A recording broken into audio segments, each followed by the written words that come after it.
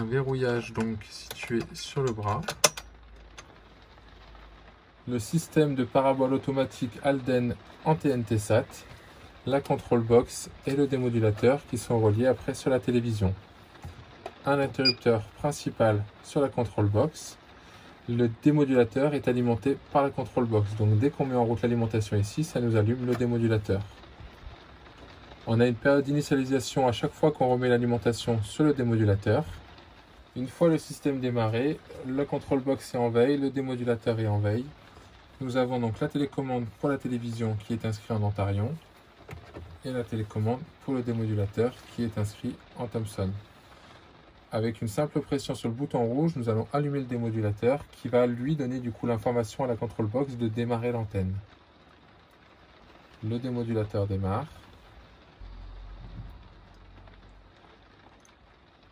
Après quelques secondes, la control box reçoit l'information et va commencer du coup à lever l'antenne pour pouvoir la déplier et après la mettre en rotation afin d'effectuer la recherche et de trouver le satellite.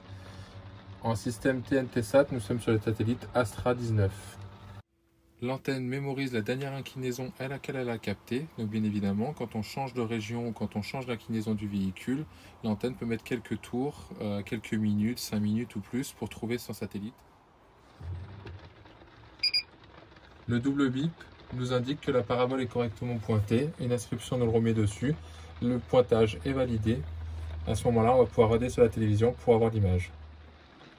Avec la télécommande Antarion, nous allons donc allumer le téléviseur. Une simple pression sur la touche rouge, la LED change de couleur, le téléviseur démarre. Ici, nous avons l'infrarouge déporté pour pouvoir viser et changer les chaînes au lieu de le faire directement sur le démodulateur. Avec la télécommande Thomson, celle du démodulateur, nous allons donc pouvoir, pareil, varier le volume, changer les chaînes avec les flèches plus moins ou directement en tapant le numéro de la chaîne concernée.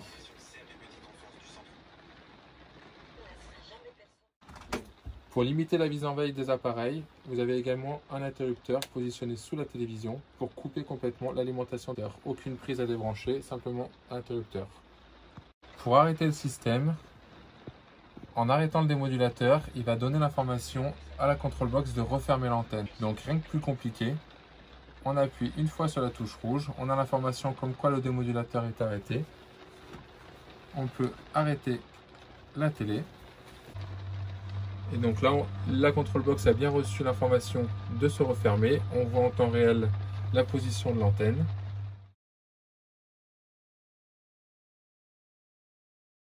Le voyant s'est éteint, l'antenne est correctement fermée. Le démodulateur s'est remis en veille, tout est OK.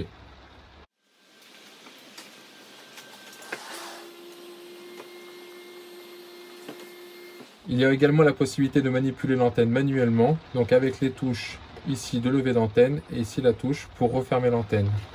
Une fois qu'on a fini d'utiliser le véhicule, qu'on a fini notre séjour ou qu'on ne compte pas utiliser la parabole de la journée, on peut couper l'alimentation de la control box qui va couper également l'alimentation du démodulateur.